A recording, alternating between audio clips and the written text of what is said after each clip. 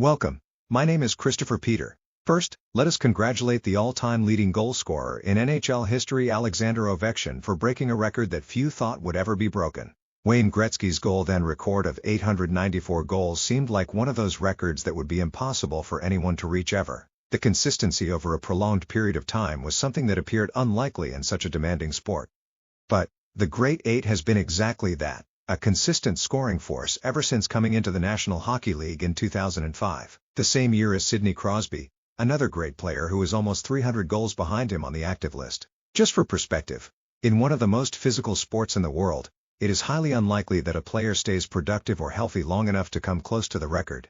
Although I am not a Capitals fan, I believe Ovechkin is a player that transcends the sport because of his style of play, great scoring ability, and seems to give full effort in every game. In any of his games, it could be any one of his powerful shots that could come out of nowhere to score, which he obviously does at an amazing rate. It will be very interesting to see how far he can take the record. Could he get to 1,000 goals and really set the record even further out of reach? Especially since hockey is still one of the hardest sports to score in. Unlike other leagues, the rules have not changed significantly to favor the offense.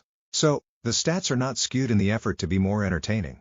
Hockey is a great sport with a rich history that can easily be overlooked outside of the die-hard fans, of which there are many in big East Coast cities like Philly, New York, or Boston, and the Midwest, where there is cold weather as well. Not as many casual fans as other sports.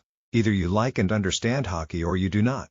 It is a beautiful, physical, and skillful game, and you have to appreciate players like Alex Ovechkin regardless of whether he is playing your team or not because he is an all-time great. Hard to add Sidney Crosby in the mix, as a Flyers fan, but he too is another timeless star. Hockey has great personalities, and if you have not watched it lately, you should give it another try. The league is preparing for another great Stanley Cup chase, which playoff hockey is must-see. Like basketball, the regular season is viewed much differently than the postseason. Playoffs naturally will have greater intensity, but the higher stakes make players more focused and the game is so much better. There is nothing like a Game 7 in hockey or baseball. While my Flyers are not amongst the teams that will play beyond the 82 games, there will be 16 teams, including Alex Ovechkin and the Washington Capitals. Can the Florida Panthers make a third straight appearance in the Cup final? Can Toronto finally make a run to end their drought? Now, let us move on to college basketball. The Yukon Huskies win a national title for the third straight title, not by the same gender. The first two were won by the men's team under Dan Hurley. But Gino and the Lady Huskies reclaimed their spot at the top of the women's game with a dominant win over the current notable program in South Carolina under Dawn Staley. Gino is the all-time leader in wins in the college game and he has been a fixture in the sport and defines excellence in the sport.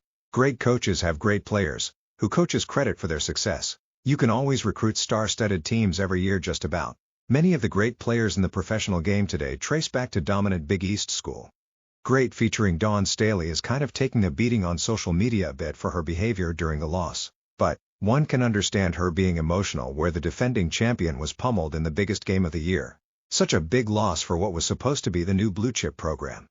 Now, on to the men's game, which was a great matchup between the University of Florida Gators against the University of Houston Cougars, who upset Cooper Flag and the Duke Blue Devils. An upset for a number 1 seed you may ask.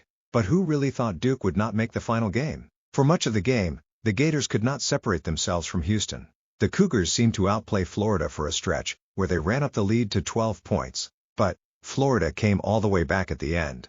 And such a tough way to end a game where a tough decision to pull down the ball rather than risk a block only to have the clock run out because you could not touch the ball again. He played well all game, but a good run out by Florida to contest his shot. There was a time when being a government worker was a safe and secure job. Until the realization that most of them are not really working as hard as one would think. Turns out, being an NBA head coach with your team positioned to make the playoffs with less than 10 games to go is not a safe or secure job either. The Memphis Grizzlies are locked in to have a winning record and make the playoffs, not the play-in. Yet, they relieved their head coach Taylor Jenkins of his duties as head coach with 9 games to play. Surprising that a team owner would make such a drastic change as players prepare to compete for a possible playoff run.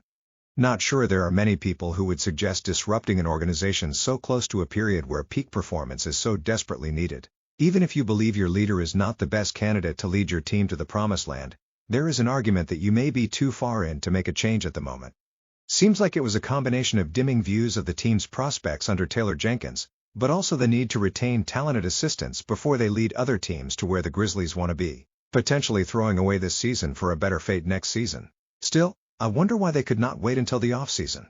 An even more surprising termination was the Denver Nuggets, a team that won the NBA Finals in 2023, fired the head coach that led them to that title and will not retain their general manager either. Similarly, they are locked into the playoffs with the same record as the Memphis Grizzlies, at least as I work on this.